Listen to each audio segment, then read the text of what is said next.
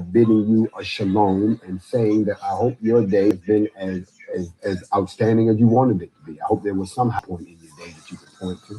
But other than that, come on in and join me tonight because we got to have a talk with the family.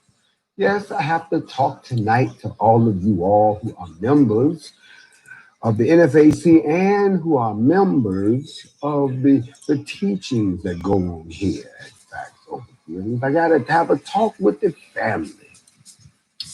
So y'all know anytime that we have to talk with the family, you know you got to leave your feelings outside.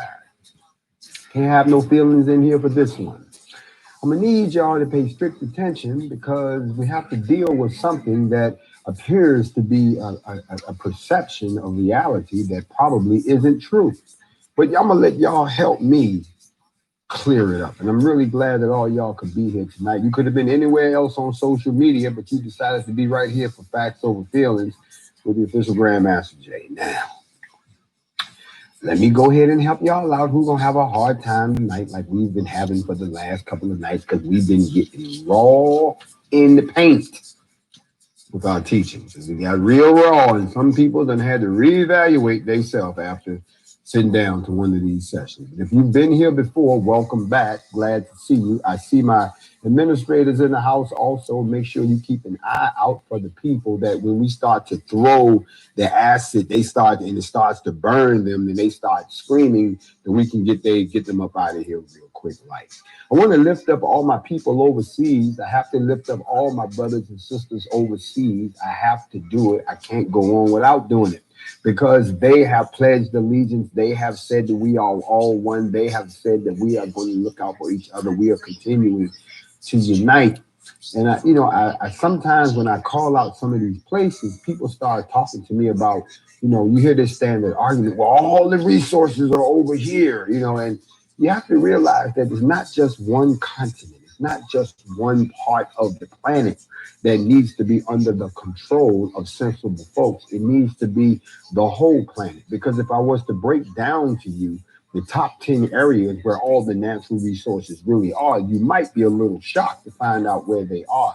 If I was to start with the number 10 and then count my way down to number 1, in at number 10 would be Australia. Now, Australia earns about 19.9 trillion US dollars from mining, and it's number 10 on the list. That's why they got they only about 80% the size of the United States, but they known for these large reserves. They got coal, they got timber, they got copper, they got iron ore, they got nickel, they got oil shale, they got rare earth metals. Matter of fact, mining is the primary business down there. Australia is one of the leaders in uranium and gold mining. That country has the largest gold reserves in the world. They supply over 14% of all of the gold, 46% of the world's uranium.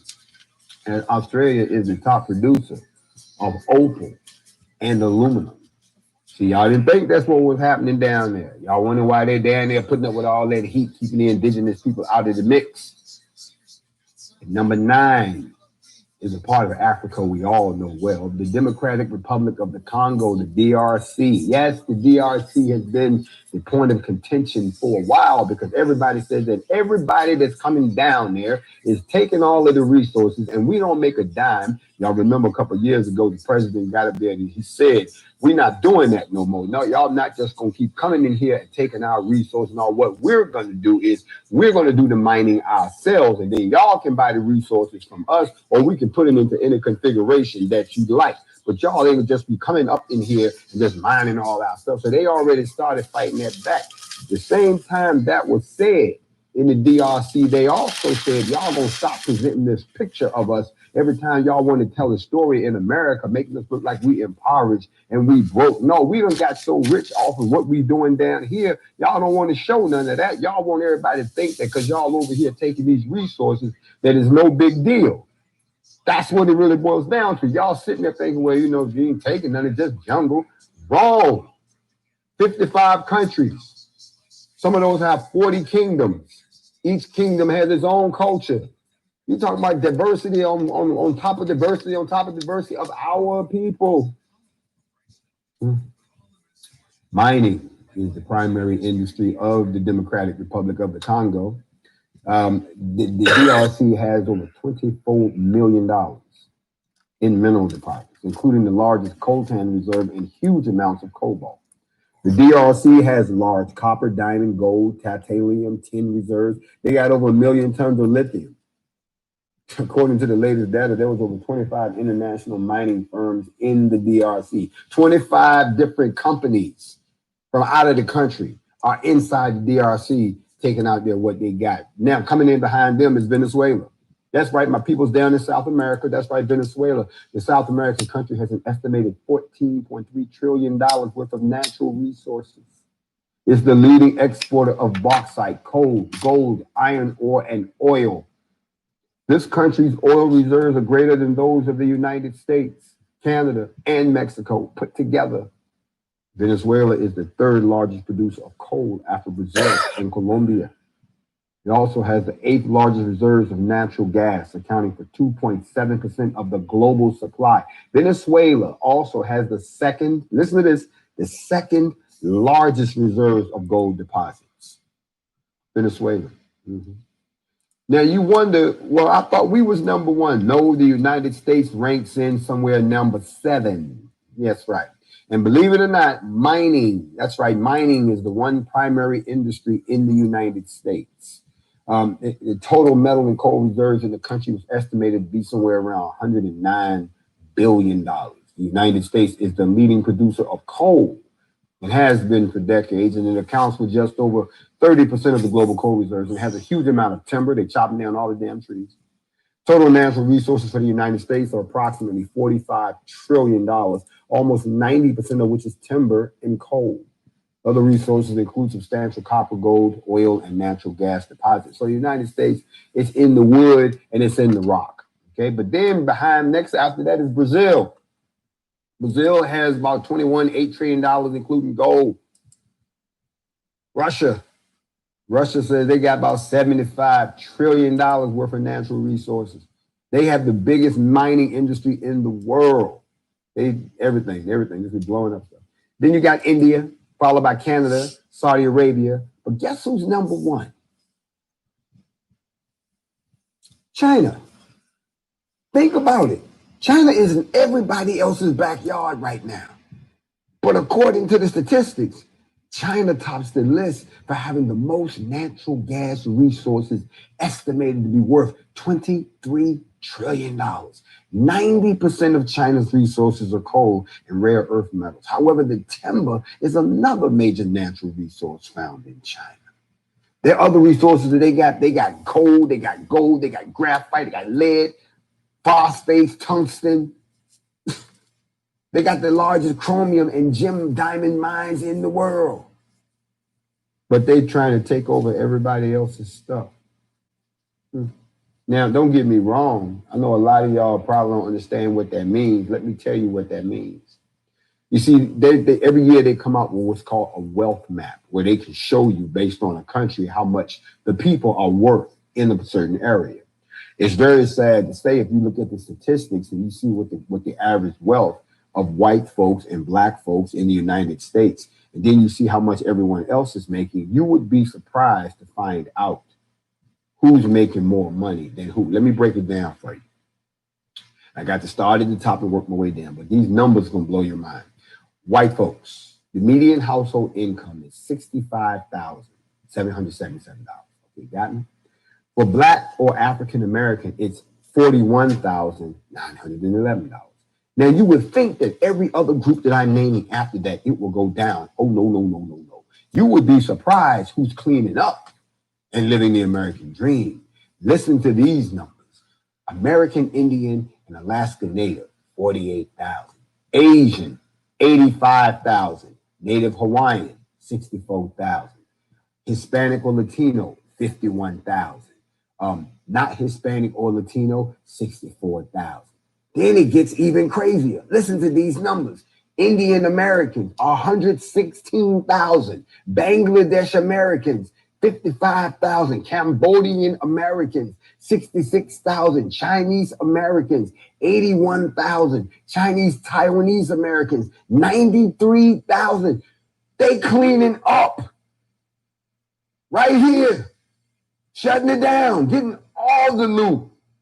We at 41. The Taiwanese Americans sitting up at 93. Listen, I can keep going with this list. The reason I'm giving you this information is because this should be incentive for us as a race to not depend on somebody else to help us increase the wealth of our households. We should do that amongst ourselves. You see, everybody's happy when the whole neighborhood get rich. In other words, if we actually move to a group economics model, just like everybody else does, you wouldn't have to sit there and look down on your brothers and sisters when they're trying to get up, because we know that if everybody get up, we all up. But that would take a total shift in attitude. Other people around us are prospering and getting paid. Meanwhile, they sitting back watching y'all at the bottom of the totem pole, fighting over the little bit you got. We got to do better than that, people. And I'm hoping that I've given you some incentive to see where you sit, just to give you the spur that you need to say, you know what, I'm going to be into this group economics thing. Matter of fact, let me show you how you stack up against people in the motherland. This is the average wealth per person in these countries. In Algeria, $9,000. Libya, $61,000. Egypt, $3,700. Namibia, $11,000. In the Congo, $331. Some of these places you wouldn't expect. Mauritania, $18K. The average person was $18K in American dollars. You think these people walking around there broke? They're not broke. Not at all. The point I'm making is that if we all pull together, we can go back to Africa in this golden age of empires. Y'all remember the golden empires, the Bantu, the Christian kingdom, the Nubia, the Ethiopia, the golden age empires of Ghana, Mali, and Songhai. Y'all remember that? Go and do your history. That was when we had everything going for us. That was the time of Mansa Musa, this, that, and the third. Speaking of fathers and so forth, let me give y'all an update real quick. I got some updated information for y'all concerning the Ahmaud Arbery case. Y'all remember Ahmaud Arbery, a young man hunted down by 3 white men down in the Brunswick, Georgia, and they shot him down in the street, and then one of them let the video get out, and then all hell broke loose. And that was the first time that the NFAC had to roll up to keep things moving. Well, believe it or not, in court today, believe it, the nerve of some people. You know, some people ain't got no conscience. None. The father and the son, in that case, they want a bond set, and then they want 2 charges dropped. Think about it. They said that the white father and the son that's accused of killing Ahmaud Arbery, who was black and was jogging down the Georgia street, was looking to have the bond set and 2 charges dropped, according to these new court documents. So attorneys for their son, Travis Michael, 34, listen to this, called him an excellent candidate for low bond. He's an excellent candidate for low bond. Let me make sure I got this right. You come out your house, jump on your daddy's truck. Y'all chase a brother down. Your daddy gets out, starts shooting him with the shotgun while you standing on the back with your hand on the gun. And you're an excellent candidate for low bond. No, you're an excellent candidate for street justice to get a hold of your ass if they low bond you the hell up out of there. I'm just keeping it 100. This ain't gonna be like the Zimmerman shit. No, come on now, bro. Nope. It's too much swamp around there for you to accidentally slip and fall your ass in there and an alligator get a hold of you. Okay, well, y'all saying we throwing ropes over trees and we lynching ourselves, which is totally not in our character. So it wouldn't be too far-fetched for somebody to think that you jumped your ass in the goddamn Everglades and one of them damn alligators got a hold of you. What do you mean his hands was bound when they threw him in? I don't know nothing about that. I just know that your ass ended up in there with the alligators, and that will be the end of that. So if you decide to give him a low bond because you don't think that somebody that did something that heinous is, if you think that's I'd like to know what the hell you think a candidate is for high bond. Then damn, what do you have to do to get a high bond? Oh, I know, you got to be a black person and kill a white person. You'll get $1 million bond, no question. My bad. I'm sorry, I was out of place. Anyway, listen to the defense. I'm sorry, I got to give y'all the other piece because this is just ridiculous. His defense was he was never charged with a crime until this case. Bruh, how many more cases like this do you need to have? No, one was quite sufficient. Now, they said also that the reason they need to let him out because he had his 3-year-old son who lived with him every other week. You know, he had custody agreement. And so they said he was an extremely devoted father who dotes on his son. Yeah, and he also follows his daddy to go out in the street and kill black people. A ain't got nothing to do with B. Keep his ass in jail. And charges getting dropped. Now. As far as the charges getting dropped, that's not going to happen in the case. I wanted to bring y'all up to speed on that because a few people did not know that. And now I'm going to shift gears real quick with y'all. Stay with me. I got to address something else. Somebody, see, y'all think, I mean, come on, I got my ears open. I heard in one of the publications, they were trying to describe the NFAC. And it was so interesting. This was a journalist. He said that it was a cult. He called it a cult. He said it was that the NFAC looks like some kind of a cult. Okay, so I said, well, what are the signs of a cult?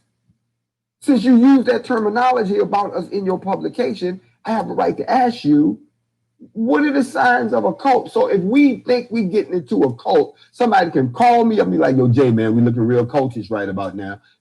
So I went and here are the signs of a cult. I'm going to apply these 7 signs of a cult. And y'all tell me, is the NFAC, y'all get I'm putting y'all in the jury box right now. Y'all in the jury box. I'm going to state the case. And when I'm done, I would like for you all to vote yes or no. Yes, it's a cult. No, it is not. Are y'all ready? Here we go. All right. So the first piece of evidence that I want to show you when it comes to finding out whether or not something is a cult is that the first sign of a cult is you're in a group that opposes critical thinking. No one can critically think in the cult. That's not allowed. They never tell you to go research nothing. They just say this is the way it is. That's it. That's the first sign of a cult. The second sign of a cult is isolating members and then penalizing them for leaving. So you're trying to leave, huh? Oh, okay. Now we putting dead chickens outside your house and just acting a goddamn fool. No, can't nobody talk to her. Why? No, can't nobody talk to her. That's the second sign. The third sign is emphasizing special doctrines outside of scripture. They don't say which scripture, but you emphasize special doctrine. Now, a doctrine and scripture is 2 different things. Don't make me teaching here. A doctrine is an agreed upon operational standard that all y'all decide to work by. Scripture is the word of the Most High. You can't put them 2 on the same level. So if somebody's emphasizing a special doctrine to you, here at the church of Thursday at 3 o'clock, we don't do nothing till Thursday at 3 o'clock. You got that? Thursday at 3 o'clock. That's all. Say it Thursday at 3 o'clock. Thursday at 3 o'clock.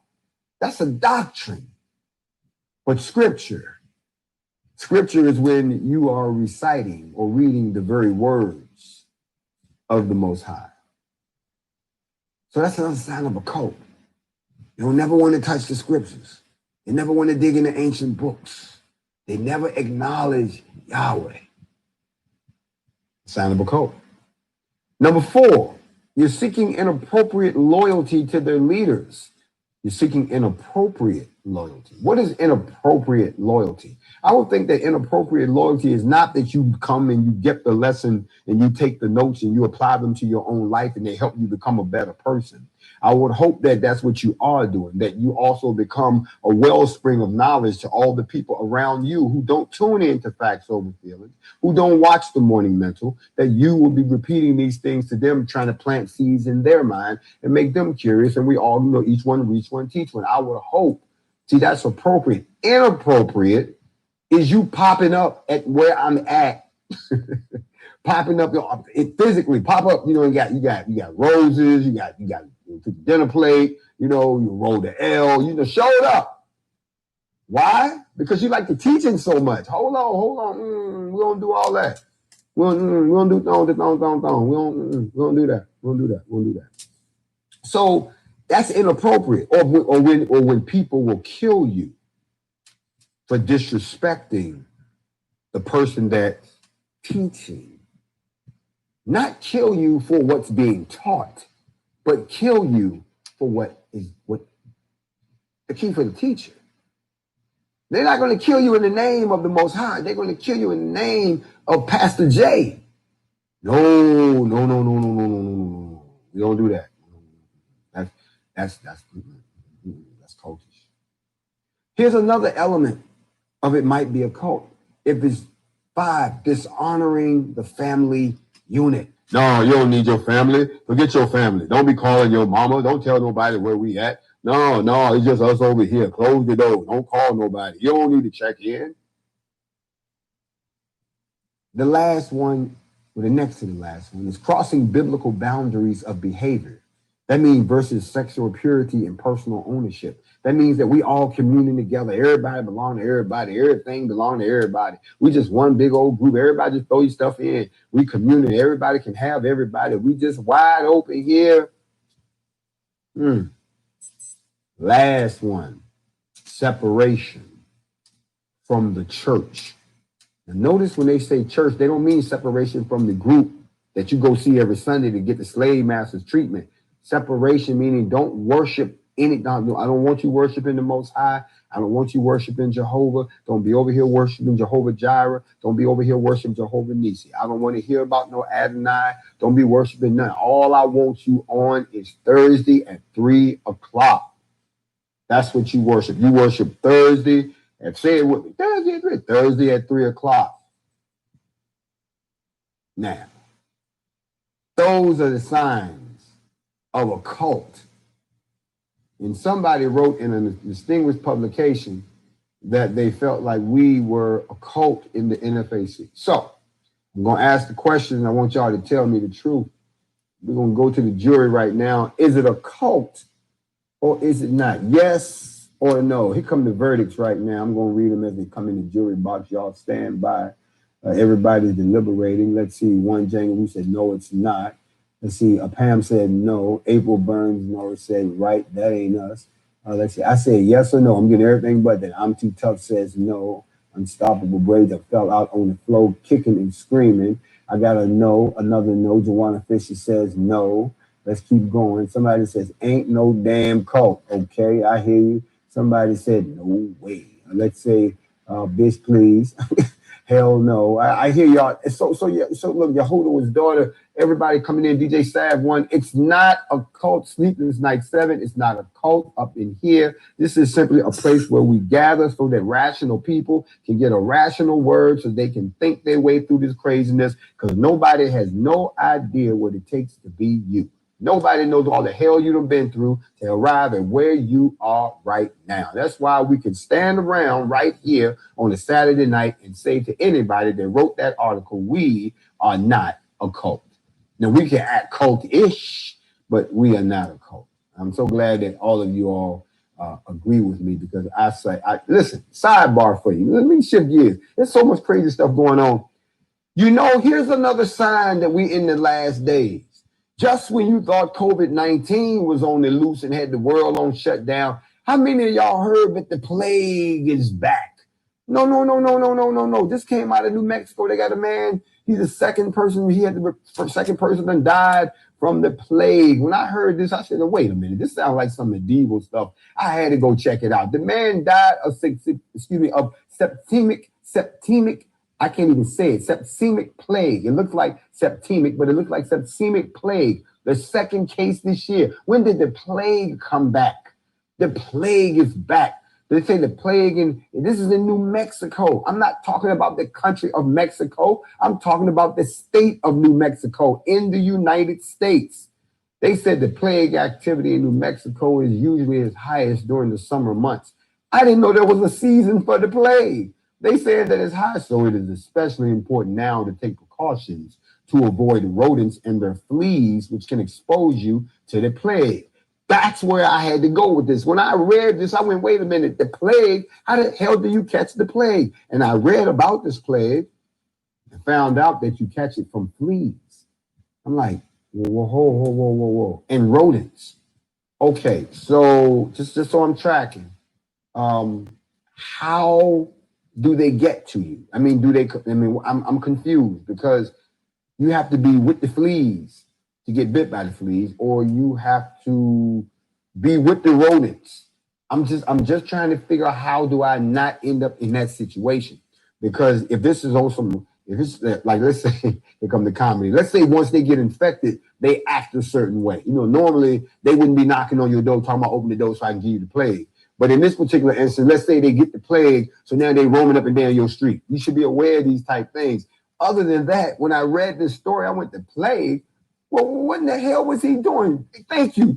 Thank you. A real MFRD. Was you sleeping with the dog?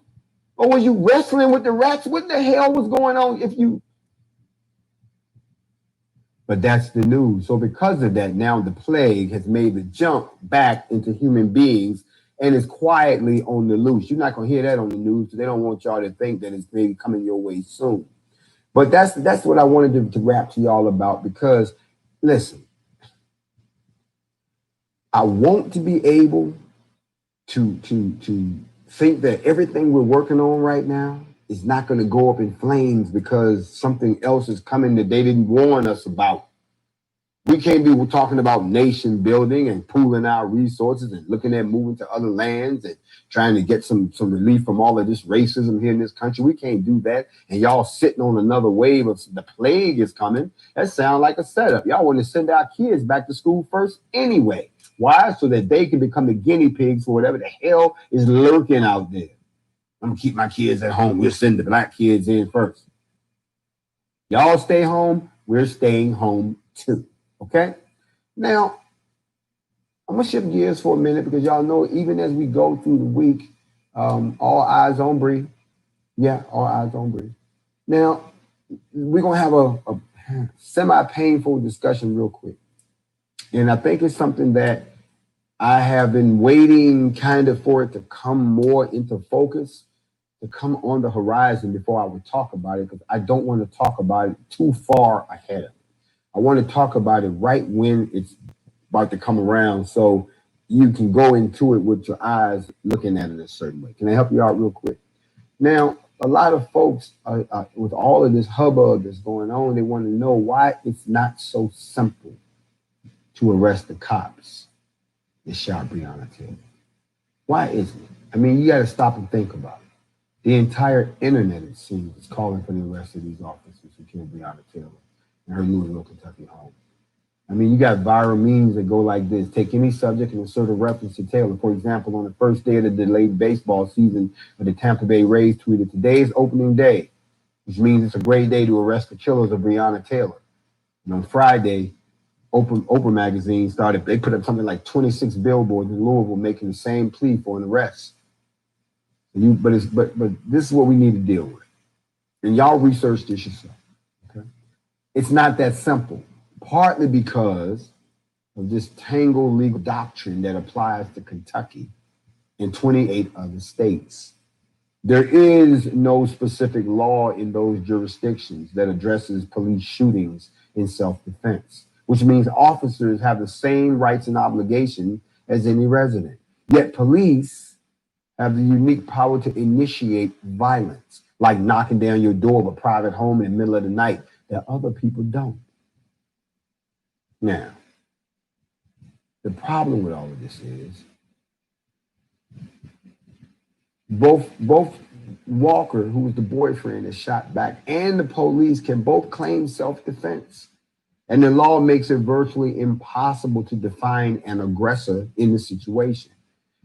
It's a kind of a self-defense stalemate. It leaves a lot of questions as to what charge a prosecutor could bring in the Taylor case and what could lead to the end of this no-knock raid in American policing. Y'all don't realize that if this goes south and this all goes the way we want it to go, no knocks will be out across the country because of this. You see what I'm saying? This is going to set precedents. It's not just going to be the justice that Breonna deserves. It's going to change the whole policy of policing that we still have to live under. Now, here's the problem. Could they lock somebody up right now? Yeah, they could. But you have to remember, prosecutors got a lot of discretion in their decision who to bring charges and probable cause. That's the legal standard of proof needed for an arrest and an exceedingly low bar. Now, if you have a shooting death, it's normally pretty difficult to argue you can at least charge some type of crime in that case, whether it be endangerment, manslaughter, or murder. But Breonna's case is complicated by what we call the Castle Doctrine. I know some of y'all know what the Castle Doctrine is. The Castle Doctrine traces back to around about the 17th century in English common law. See, this is their law system you need to understand. And it gives people in every state except Vermont and Washington, D.C., the right to use deadly force against an intruder in their home with no duty to retreat. In Kentucky law, those protections do not allow someone to harm police officers who enter their home as long as the officers announce themselves or the homeowner reasonably should have known they were the police. And this is how Walker, remember the first day arrested him and charged him with attempted murder of a police officer because he opened fire first? Those charges was dropped. Now the officers in turn, they took gunfire in a place that their search warrant gave them legal permission to be there. That would seemingly provide them a self-defense for jurisdiction of shooting, right? But that's not the case. You see, here's where we got to get ready.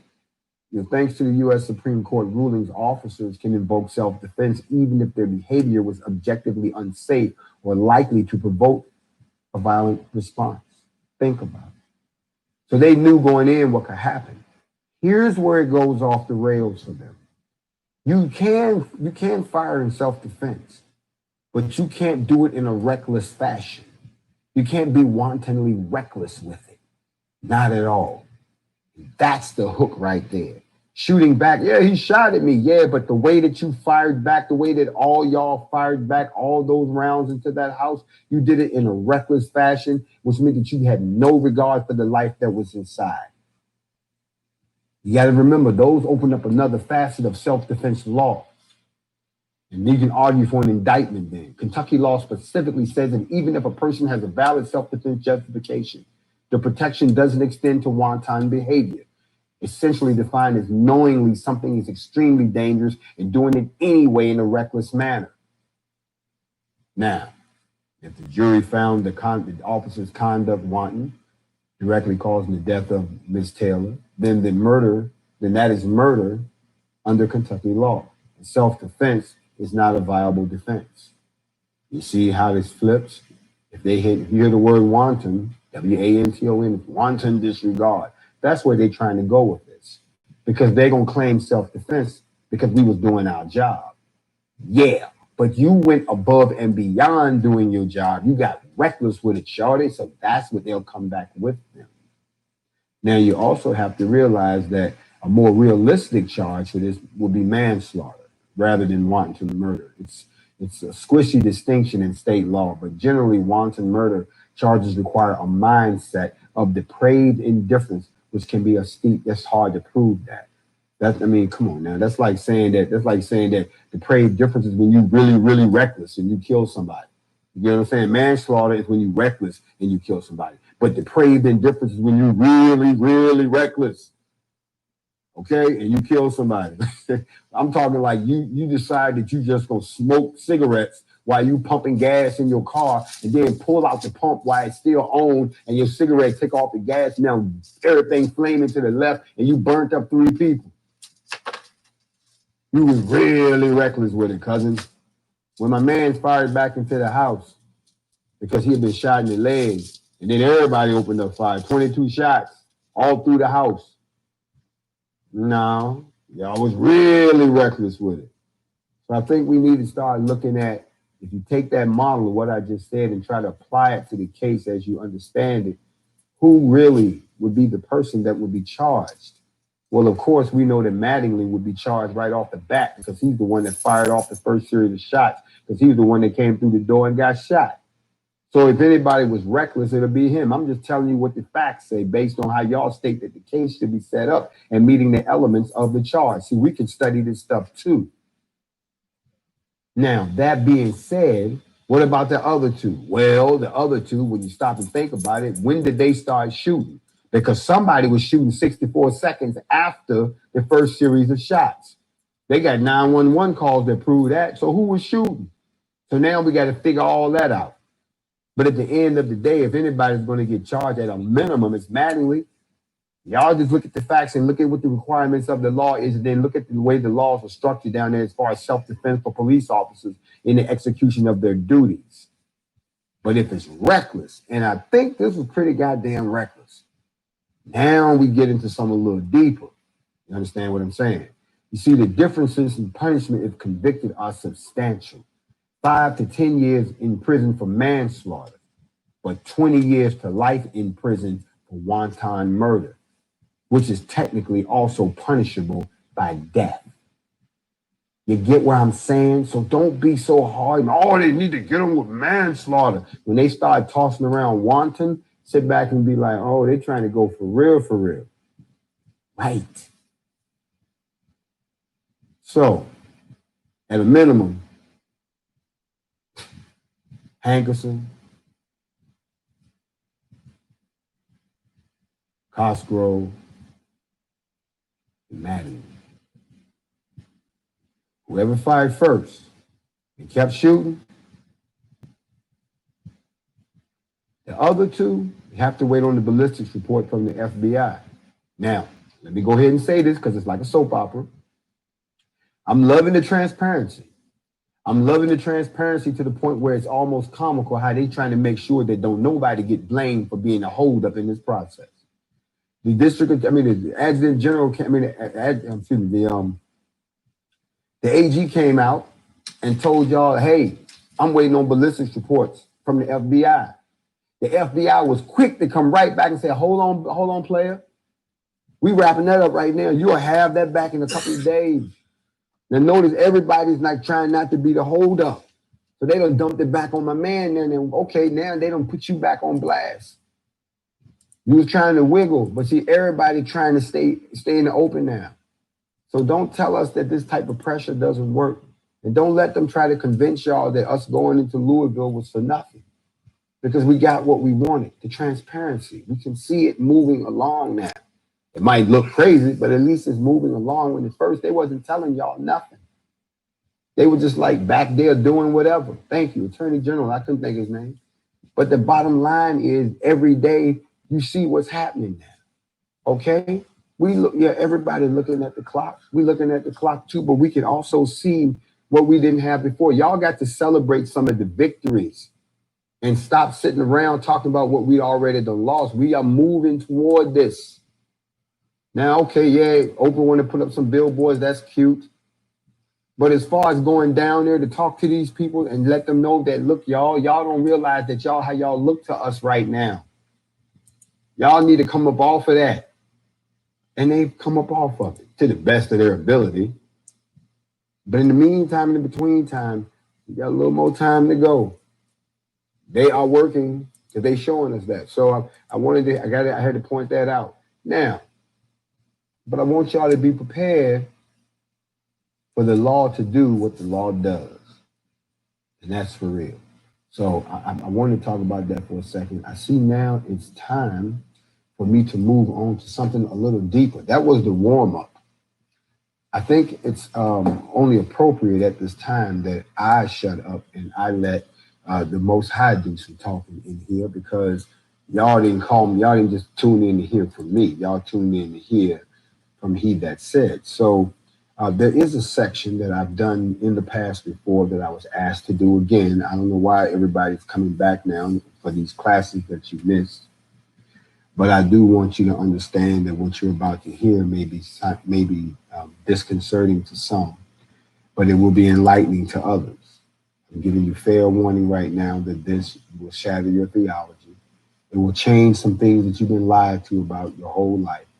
And it will sit back and make you go back and say, now that sounds right. Now I'm in tune with the teachings of the Most High. I am not going to speak anymore. I am going to let the reader of these words simply is repeating that of this title, which is the voice of God. I am the voice of God, who is the God of all men and the ruler of their hearts. I have many aspects and come differently to all men. I am the God of many faces to you. My servants, I give you these words that they may be carried to all men. Obey my commands, and I will be your God. I will enlighten and instruct you, guiding you along the way. I desire your love and your loyalty and your adherence to my plans. But I do not desire your civility. I'm not only your God, but your commander as well. And so I expect obedience and discipline as benefits those who prepare for a harsh and grim battle, such as those which lie ahead. My desire is for love rather than futile sacrifices of burnt offerings, but it should not be a passive love, but one of expressing service in my cause. A certain knowledge of right and wrong, with free choice of former, is of great value. Have you noticed something, the way that he speaks? There's no whole lot of mystery to him. Very in your face. Have you noticed that he talks to you not like your property? He doesn't talk to you like he owns you. He talks to you like he created you, and that because of that, you should behave appropriately. Let us go back and listen again to the words of Yah.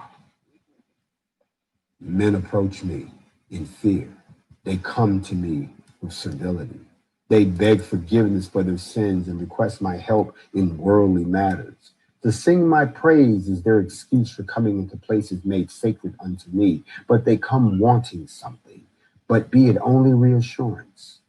With this attitude towards me do wonderful I remain mute before their pleas. Bring me no more vain offerings of flesh and blood, for such wastefulness of life is an offense to the God of life. What benefit do I derive from all your feasts or festivals? Give me dedication and effort, that is all I ask. Above all, be true to yourselves, for I abhor the face of hypocrisy, the face now all too familiar when men approach me. Somebody just got their theology smashed to bits. If this is the mindset of the Most High toward you, think of the things that you have been taught by man that have been brainwashed into you as ritual, that now you think that it is actually right. So when you hear the truth, it sounds completely wrong. You're in the matrix, and I'm shaking you. Can you hear me? It says, men bring me meat and wine, fine flour, and wheat cakes, thinking I consume these, or that I have need of such sustenance. I will be far better served were these to be given to the widow and to the orphan, or to the multitudes of the poor whom you suffer to exist in your midst. Poverty is man-made, and it is not sufficient for the wealthy to give alms to the poor. Those with power and position, with wealth and plenty, must strike at the root of poverty.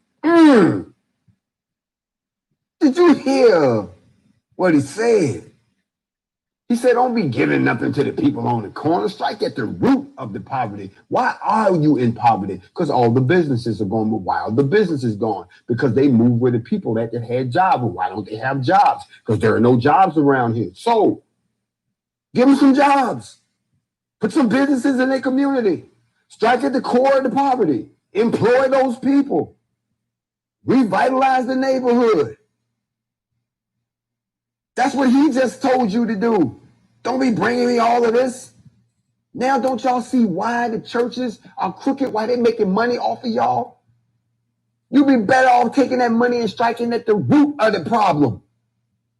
But y'all ain't come to hear that from me because I'm not the one saying this. Let's go right back in. Your solemn assemblies, your tedious processions, your long faces and expressions bring no gladness to my heart. Your burdensome ceremonials, your futile offerings of life and food benefit me in no way at all. Men themselves may derive benefit from these, but their hypocrisy when they proclaim they do this in my name is not hidden from me. The reek of your incense smoke rises and disappears into the air, but it comes not unto me, nor do I have a need of it. Yet I will not deny you the pleasure of its fragrance, which can bring inner harmony and peace by soothing the spirits of men. Nor will I deny you your feast, if the fetters of wickedness be thereby loosened from your souls. But do not say that they're undertaken for my benefit or glorification. Fasting and the denial of bodily appetites may serve useful ends for men. But though you may deceive yourselves regarding their intent, do not try to deceive me by misstating their purpose. I'm done. He just said, you know how they say, oh, we're fasting. Really? Who told you to do that? Who put that in your scripture? Because I'm looking at something much older that says that serves him no purpose. It serves you a purpose. It says, I mean, I can keep going, but I just thought I'd let him speak for a while. But every time I do,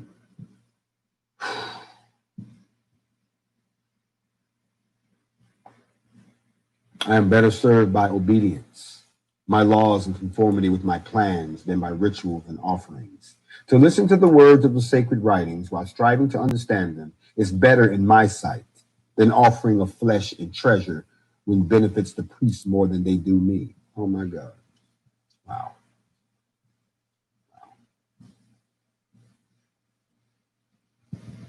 I'm going to end this because I cannot stay in this book. It tears at the core of my soul. In the beginning, I established the law without which the souls of men could not develop and progress. As each soul is itself a divine fragment with all the powers of divinity, talent within itself, it can modify all but the great law. Man thinks, but his thoughts alone do not create, for as yet he lacks the knowledge of power which creates in substances. First, I created the firmament, which is the matrix of all. Then when I took thought, the creative power flowed outward and operating upon the medium brought into being things of substance. He just told you how he created you. Wow. I got to get out this book right here. Too deep for me. I don't know if it's deep enough for y'all. Listen, as you all know, by this time next week, I should no longer be on Instagram. I will no longer be on any social media platform, save for a small time YouTube. If you don't have my YouTube channel, I would advise you to find it. Otherwise, you will not find me. And if you all think that the 100 and some odd thousand people that follow this platform, that it really means something to me, that if I leave, if you follow, fine. If you don't, then I hope you find something else here on Instagram that will keep you as enlightened as you have been here on Factz Over Feelingz. Plus, if you're a member of the NFAC and you're still over here, you're going to probably find it pretty hard to keep up. But other than that, I wanted to let y'all know that. So this will be the last in a series of Factz Over Feelingz and Morning Mentals. These will be posted on my YouTube channel if you'd like to watch them. But other than that, the countdown is coming. Time is too much interruptions. People don't get alerts no more. They don't want to give us a check. You know, I'm done. So it's time for me to go. I'll let y'all know where I'm going in the meantime and in between time. That's going to wrap up a pretty intense but short Factz Over Feelingz for your Saturday night. I hope that everybody's going to make it to the morning mental tomorrow. I got something that I'm pretty sure that'll be put on my mind by the Most High. But in the meantime and in between time, I just wanted all y'all to know that, listen, nothing that's happening right now is happening because it wasn't supposed to. What's happening with us is supposed to happen. If you feel it in your soul that you're supposed to be a part of this, then let me close by talking about this real quick. There are those people who actually believe that you all don't have the good sense to make up your own mind, that you're blindly following whatever the teachings are here. You're blindly following the NFAC as if you're robots in your airheads. No, we got to warn them. They're just following him blindly. Like them people ain't got no damn sense of their own. Like y'all didn't make up your mind that this is where y'all want to be. Like y'all wasn't the ones that decided you was in fact for life, that y'all was the ones that got suited and booted and came out there when everybody else stayed at the house, that y'all was the ones that did all of that, but they want to act like y'all just following blindly. Do you know how stupid stupid someone makes you sound when they sit there and say something like that. Those people don't know what they're doing. The bottom line is no, you want them to follow you blindly. And because they're not following you blindly anymore, they're actually following with clarity and sense of purpose over here. They're following where their spirit is leading them. You have a problem with that. So you say to them, well, they all must be, they're just following blindly. You follow who the hell you want to follow, down whatever rabbit hole you want to go. But for me and mine, we have had enough of this. So we are working on a plan and we are moving in a direction that we trying to get somewhere and we're going to be protected at the same time. See, we trying to go somewhere, but we got our army around us to make sure that you don't stop us from going. You understand what I'm saying to you? So when people tell you, I can't believe that you're just following them blindly, look at them and say, what do you think? I don't have a mind of my own? Of course I know exactly. I'm following them for the very same reason that you took me to that whack-ass church and you couldn't answer none of my questions and none of that shit they was teaching made any damn sense. And then everybody standing around looking all spooky and shit. And every time I turn around, y'all want some money. This people over here is giving me the food that I need so I understand who I am, where I came from, what I'm made of, where I'm going, what I need to be reading as opposed to what I should be reading, something that helps lift me up and not make me feel like I'm the worst thing since sliced bread. That's what's happening over here. I don't know what the hell you're doing over there, but don't say that we're following blindly because we don't go the way you want us to go. We don't want to practice the slave master's religion no more, so something must be wrong with us. We don't want to sit down and just be quiet and put up with all of the crazy promises that we're supposed to get while all hell is being exacted on men, women, and children all across the color spectrum. We ain't buying that no more. So because we decide to go that way, don't you lose your mind. Because you can't convince us to go back that way. The same way you say you can't believe what we're doing, we have a hard time believing that you're doing what you're doing. I have never seen so many cowardly people. I've never seen anything like this. And you know what's crazy? If y'all don't think that this is the time we living in, think about this.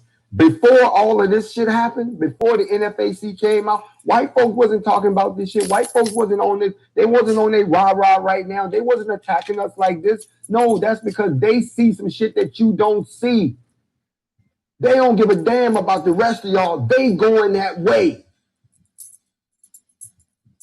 And that way will knock open a hole in the wall and open up a door for all of y'all. And for you to sit there and be consumed in your flesh when your people need to motivate, that is a tragic indictment on you and a waste of melanin. They could have gave that melanin to somebody else. There's somebody else. There's a young king, a young queen that could have used that melanin. Yes, there is. There's somebody out there right now that's hanging on to their last breath. They could have used your melanin. Okay? Not even worth the melanin. I'm sorry.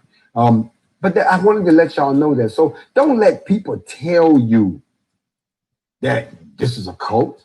Don't listen. Let me tell you something. Some people are so full of themselves, they really can't see what's actually happening. I heard somebody say the other day, you idiots, don't y'all realize y'all fulfilling scripture? By acting the way you are, you're fulfilling scripture. A lot of y'all think because you're watching this on your phone or on your tablet that it would happen, you thought it was going to happen in the sky. How you think you spend 98% of your time here? You spend 98% of your time here, so why wouldn't the message come to you in a way? Martin Luther said, not Martin Luther King, the civil rights, Martin Luther, way back in the day. Martin Luther said, communicate with them in a language that they understand. So since we don't sit around speaking 16th century English no more, we're not thee and thou hast thou. We don't talk like that. We don't communicate like that. So we're going with the goers, and all the rest of them, we just leave them behind. That's all. Because as you can tell, no weapon. This is the prime. Y'all are watching illustrations play out right in front of y'all. Teachable moments are happening all around. One of the biggest teachable moments that's lost on the black race. Do y'all want to talk about who don't know their black history? Malcolm Little became Malcolm X. Please go study Malcolm Little. No, don't go study Malcolm X. Put brother Malcolm over there. Go study Malcolm X. And I want you to crucify him for every little thing that he did when he was Malcolm Little. From the time he was on the streets of Harlem all the way to the time he went to prison before he got converted over to the nation.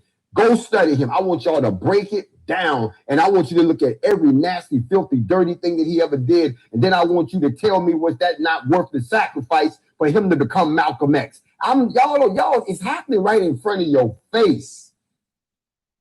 You won't believe what's happening in front of your face, but I bet you'll pay your money to run off and see a movie that they're going to make about one of the civil rights activists. They probably going to twist the story up and put stuff in there that didn't even happen to make themselves feel good, because no one's going to tell your story better than you. Y'all ain't listening. Now that we done got that out of the way, I want y'all to have a good night now. Just give me something to think about. All facts, no feelings. No need for all of that right about now. In the meantime, between time, I see y'all on the morning mental, and we'll dig into the book a little more. I'm so glad that the Most High meant those words, because it cut me up. I'm pretty sure it cuts you up too. Now, let me look at this Black homeless. He said, benefit of earnings. They don't know who we be. Y'all, this group right here is a unique group. I got about a minute left. I did want to do a shout out to all of the members of the coalition, wherever you are. I know that the Louisville chapter is coming online, 120 strong. I'll definitely be blessing off on y'all tomorrow, and I'll see y'all soon. As for the rest of the members of the NFAC, please pay close attention to the information I'm about to put out. And for all y'all who've been waiting, watch your email. The emails are now coming out. Yes, they are. People starting to get them. And we'll just go from there. In the meantime, I'm going to see y'all later. Y'all have a blessed night. Enjoy the rest of your weekend. I bid you peace and shalom, and I will see you on the morning mental. Out.